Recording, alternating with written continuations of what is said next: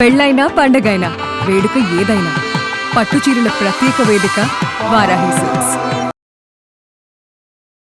నమస్తే, welcome to Suman TV. నేను పద్మిని. ప్రస్తుతంతో పాటు ప్రముఖ ఆధ్యాత్మికవేత్త, tarot card reader, astrologer, Vedic nutritionist, అలాగే cancer life coach Vanaja Ramasetti గారు మనతో పాటు ఉన్నారు. మాట్లాడదాం. మేడం నమస్తే. మేడం నమస్తే అమ్మా Padmini. Thank you so very much for your time. Most welcome. శ్రావణ మాస శుభాకాంక్షలు. మీకు కూడా మీ ఇంటికి రావడం చాలా చాలా సంతోషం ఎప్పుడూ కూడా. Same here. సో అయితే ఇవాళ మీ నుంచి మీరు టారో కార్డ్ రీడర్ చాలా బ్యూటిఫుల్ గా ప్రొడక్ట్ చేస్తూ ఉంటారు. నాకు స్వానుభవాలు కూడా ఉన్నాయి. నేను కడుపుతో ఉన్నప్పుడు టారో కార్డ్ చేయించుకున్నాను. ఎవరు పుడతారని అడిగితే బాబు పుడతారని గన్ షాట్ గా చెప్పారు, పుట్టాడు. అండ్ ప్యూర్ గా బ్లెస్సింగ్స్ ని కూడా అందించారు. నీకు మంచి బాబు పుట్టాలి, ఎందుకంటే పాప ఆల్రెడీ ఉంది కదా, బాబు పుట్టాలి అని బ్లెస్ చేశారు. ఇంకా my blessings continue for ever. Thank you so very much. So ఇంత బ్యూటిఫుల్ గా టారో కార్డ్ నుంచి మీ ప్రొడిక్షన్స్ ఉంటాయి కాబట్టి మన వాళ్ళకి ఉపయోగపడేలాగా ఈ ద్వాదశ రాశులకి సంబంధించి సపరేట్ రాశులు మనం మాట్లాడుకుందాం. ఆ రాశుల వాళ్ళకి లక్ష్మీ అనుగ్రహం ఎలా కలుగుతుంది, ఏం చెయ్యాలి, what is that one quality ఖచ్చితంగా వాళ్ళు మార్చుకోవాలి వాళ్ళ జీవితంలో. ఇప్పుడు మేషరాశి వాళ్ళు ఉన్నారు, ఏం మార్చుకోవాలి, ఏం చెయ్యాలి లక్ష్మీ అనుగ్రహం కోసం. తప్పకుండా ఇట్లా 12 రాశుల గురించి కూడా మాట్లాడుకుందాం. తప్పకుండా మొదలు పెడదామా? మొదలు పెడదాం. అయితే మనం ఏం చేద్దాం, ఇప్పుడు ఏంటంటే చిన్న బ్రీఫ్. ఇప్పుడు ఎనర్జీస్ చూస్తున్నాం మనం. అయితే చూసినప్పుడు ఏంటంటే ఇప్పుడు మేషరాశి ఎనర్జీ కనెక్ట్ చేసినప్పుడు నా కార్డ్స్ ద్వారా ఒక ప్రెడిక్షన్ వస్తుంది.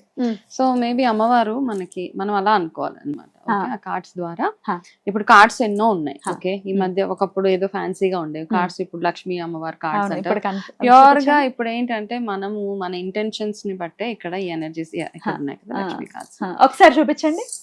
లక్ష్మీ అమ్మవారు, ఇలా అమ్మవారు ఉంటారు, ఇలా అమ్మవారు అలా అన్నమాట. అంటే మనం ఎప్పుడైనా ఇష్టదైవం మనకి స్టక్ అయి ఉన్నప్పుడు మనం ఏ దైవాన్ని పూజించాలి అన్నప్పుడు మనకి వచ్చేస్తుంది ఫస్ట్.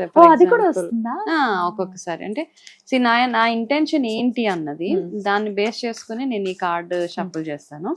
ఓకే, చేసినప్పుడు ఇప్పుడు ఫర్ ఎగ్జాంపుల్ నేను ఈ కార్డ్స్ అన్ని షఫుల్ చేసేసాను. ఓకే, సో ఇప్పుడు నీకు చూడాలనుకో, నీకు ఏదైనా ఒక కార్డ్, నీకు ఫర్ ఎగ్జాంపుల్ ఇప్పుడు నీ ఎనర్జీస్ ఏంటి అని చూస్తే గనక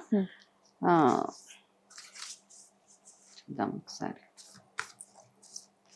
నీకు నేను ఏ డైరెక్షన్ ఇవ్వాలి అంటే గనక అనే చెప్తాయి. నీకు ఇచ్చే ఒకటే డైరెక్షన్.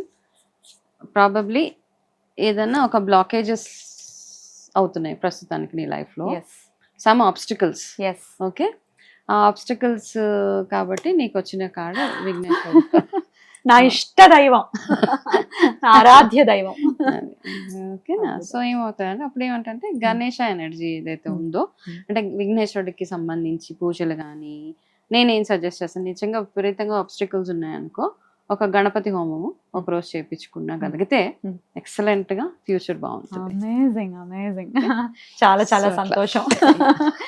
సో మరి ఇప్పుడు రాశుల గురించి మాట్లాడేస్తాం. మేషరాశి, ఈ రాశి వారికి లక్ష్మీ అనుగ్రహం ఎలా వస్తుంది, ఏం చేసుకోవాలి, ఏం చేయకూడదు? తప్పకుండా. సో మేషరాశి వాళ్ళకి అసలు వాళ్ళు ఏం చేస్తే వాళ్ళకి లక్ష్మీ అనుగ్రహం కలుగుతుందని మనం ఒక్కసారి కార్డ్ ప్రిడిక్షన్స్ చూసి తెలుసుకుందాం. ఓకే, మేషరాశి వాళ్ళకి ఫస్ట్ అండ్ ఫార్మోస్ట్ థింగ్ ఏంటంటే ముందు మీరు గ్రౌండెడ్గా ఉండాలి వాళ్ళు. ఓకే, అంటే ఎక్కడో ఒక దగ్గర చిన్న అహంకారం ఉంటుంది వాళ్ళకి. అంటే వాళ్ళకున్న ప్లస్ అదే, మైనస్ అదే. సూపర్ పవర్ఫుల్గా ఉంటారు వాళ్ళు, చాలా పవర్ఫుల్గా ఉంటారు. కాకపోతే ఆ పవర్ని ఎప్పుడైతే మిస్యూజ్ చేస్తారో అక్కడ మీకు లక్ష్మీ అనుగ్రహం వెళ్ళిపోతుంది. మీకున్న పవర్ని మీరు ఎట్లా వినియోగించుకోవాలి, అమ్మవారు ఏం చెప్తున్నారు అంటే మీకున్న ధైర్యాన్ని, మీకున్న ఇండిపెండెంట్గా ఉంటారు వాళ్ళు అనమాట. ఎవరి మీద డిపెండ్ అయ్యే తత్వం వాళ్ళకు ఉండదు. ఇవన్నిటిని మీరు ఎంత బాగా ఉపయోగించుకోగలిగితే, అంటే పాజిటివ్గా ఎవరికైనా సహాయం చేసే దగ్గర నుంచి అలాంటివన్నీ, అంటే ఎవరైనా అవసరంలో వచ్చినప్పుడు ఒక్కొక్కసారి ఏం చేస్తామంటే వాళ్ళకి నిజంగా అవసరం ఉన్నప్పుడు వాళ్ళ దగ్గర నుంచి మనం ఏదో ఆశిస్తాం. అట్లాంటిది ఏది ఆశించకుండా మీరు వాళ్ళకి మీకు చేతనైనంత ప్యూర్ హార్టెడ్ గా మీ రాడార్లో, మీ విసినిటీలో ఏదైతే సహాయం చేయగలుగుతారో అది చేసేయండి. ఓకే, ఇప్పుడే కాదు, ఈ ఇయర్ మొత్తంలో చేస్తే, ఇప్పుడు మనం ఉండే శ్రావణ మాసం స్పెసిఫిక్ గా కాదు, బట్ మనం లక్ష్మీ ఓవరాల్ గా మీరు అట్లా చేయగలిగితే మీకు ఎక్సలెంట్ గా ఉంటుంది. మీరు ఏదైతే లెట్ గో చేయాల్సింది ఏదైతే ఉందో, అంటే మీ జీవితంలో నుంచి మీరు మైనస్ చేయాల్సినవి ఏమైనా ఉన్నాయి అంటే గనక ఫస్ట్ ఇంపేషెంట్ గా ఉంటారు కదా, తొందరగా అంటే చాలా Impulsive గా. ఇంపేషెంట్ గా ఉంటారు. ఓకే, అదొకటి. ప్లస్ కోపంని ఎంత తగ్గించుకోగలిగితే, ఓకే, అది ఎంత కంట్రోల్ అంటే అవసరమైనప్పుడు అనవసరమైనప్పుడు ఒకటే రియాక్షన్ పనికిరాదు మనకి. ఓకే. ఎక్కడ అవసరమో అది చేస్తే, ఇప్పుడు లక్ష్మీ కటాక్షం ఏ ఏ రూపాల్లో వస్తుంది మనకి, ఒక్కొక్క బిహేవియర్ కూడా లక్ష్మి. ఓకే, మన గుడ్ బిహేవియర్ కూడా లక్ష్మీ కటాక్షమే. కాబట్టి మీకు ఒకవేళ కోపం ఉందనుకోండి, మనం చాలా వీడియోస్ చూస్తూ ఉంటున్నాం ఈ మధ్య, ఏఐ వీడియోస్ వస్తున్నాయి. ఎక్కడ ఏ ఇంట్లో అయితే కోపం ఉంటుందో అమ్మవారు కాలు పెట్టి వెనక్కి వెళ్ళిపోతా ఉంటుంది. అది నిజమే కదా. 100% నిజం. కాబట్టి మీరు మీలో ఉన్న కోపాన్ని, ఓపిక లేనితనం ఉంటుంది కదా, అంటే ఎవరికైనా ఏదైనా చెప్తే వెంటనే అయిపోవాలి అన్న తత్వాన్ని, ఓపిక అంటే ప్రతి దానికి ఓపిక అవసరం మీకు. ఇలా చేసుకోగలిగితే వీళ్ళకున్న ధైర్యాన్ని, వీళ్ళకున్న లీడర్షిప్ క్వాలిటీస్ని మంచి పనులకు వీళ్ళు ఉపయోగించుకోగలిగితే ఈ సంవత్సరం అంతా నెక్స్ట్ శ్రావణ మాసం వరకు వీళ్ళకి చాలా చాలా ఎక్సలెంట్గా ఉంటుంది. సో దానికి గాను ఏంటంటే వీళ్ళు చేయాల్సింది ఏంటంటే, వీళ్ళు రూట్ చక్ర మీద ఫోకస్ చేయాలి. రూట్ చక్ర మీద, రూట్ చక్ర అంటే గ్రౌండెడ్గా ఉండడము, మూలాధార చక్రం మీద వీళ్ళు ఎంతగా ఫోకస్ చేయగలిగితే దానికి రిలేటెడ్గా వాళ్ళు చాంటింగ్స్ అవి చేసుకుని. ఏం చాంటింగ్ చేయొచ్చు మేడం? మామూలుగా మూలాధారకి రిలేటెడ్గా మనం రాహు రిలేటెడ్, కేతు రిలేటెడ్ ఇవన్నీ చేసుకోవచ్చు. ఓకే, అట్లా చేసుకుని అమ్మవారికి, దుర్గాదేవికి కూడా ఆరాధన వీళ్ళు చేసుకోగలగాలన్నమాట. ఎరుపు రంగును ఎక్కువ యూజ్ చేసుకోవడము, అట్లా చేస్తూ ఉంటే వీళ్ళకి అంటే మాక్సిమం తినేటప్పుడు డైనింగ్ టేబుల్ మీద కాకుండా నేల మీద కూర్చొని తినడము, ఇట్లాంటి చిన్న చిన్న ప్రాక్టీసెసే మనకి లక్ష్మీ కటాక్షం అన్నమాట. పెద్దగా ఏం చేసే అక్కర్లేదు. మనం చేయగలిగితే వీళ్ళకి చాలా ఎక్సలెంట్గా ఇయర్ అంతా ఉంటుంది. ఇది సింపుల్ కరెక్షన్స్. బ్యూటిఫుల్. నిజంగా ఇది చాలా హెల్ప్ అవుతుంది. ప్రాక్టికల్ గా చేసుకునేటటువంటి చక్కటి మార్గాన్ని సూచించారు. చాలా చాలా అద్భుతంగా వర్క్ చేస్తుంది. అయితే వీళ్ళకి ఇంట్లో ఉండాల్సిన వస్తువులు, ఉండకూడని వస్తువులు అంటే ఏమైనా ఉంటాయా? వీళ్ళు పెట్టుకోవాల్సింది ఏమైనా చెప్తారా?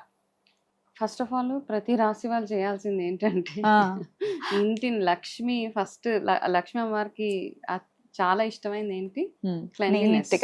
ఓకే, క్లెన్లీనెస్ ఉండాలి. ఆడవాళ్ళు అయితే భర్తని మర్యాద పూర్వకంగా చూసుకోవాలి, మగవాళ్ళు అయితే భార్యని ఏడ్పించకుండా చూసుకోవాలి. వీళ్ళకి ఇదే అడ్వైస్ అన్నమాట. అంతే. అయితే పూజలు చేసినా చేయకపోయినా ఒక్క వస్తువు ఒకటి చెప్పండి మేడం, ఇది మాత్రం ఇంట్లో ఖచ్చితంగా ఉండాలి అనేది ఏదైనా ఉంటుందా? మనం పూజ చేసినా చేయకపోయినా ప్రతి హిందూ ఇంట్లో ఉండవలసిన కొన్ని వస్తువులు ఉంటాయి, లక్ష్మీప్రదం అన్నమాట. నేను మొన్న ఎవరింటికి వెళ్ళినప్పుడు కొంచెం పాలు ఉన్నాయంటే, మేము తెచ్చుకోం ఆంటీ అని అన్నారు.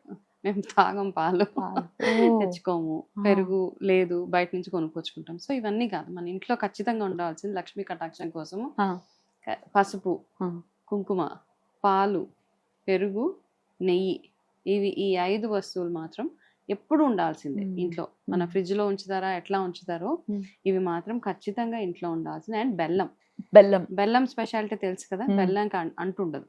అవును, అంటుండదు. కాబట్టి బెల్లం, ఈ వస్తువులు ఎప్పుడు ఇంట్లో ఉంటానే ఉండాలి.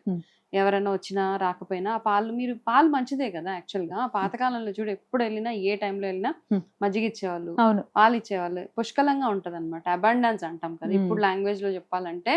ఇవి ఎప్పుడైతే ఇంట్లో ఉంటాయో ప్రతిసారి లేదు అనకూడదు. పాలు ఉన్నాయంటే ఉన్నాయి అని చెప్పుకునేలాగా ఉండాలి మనం.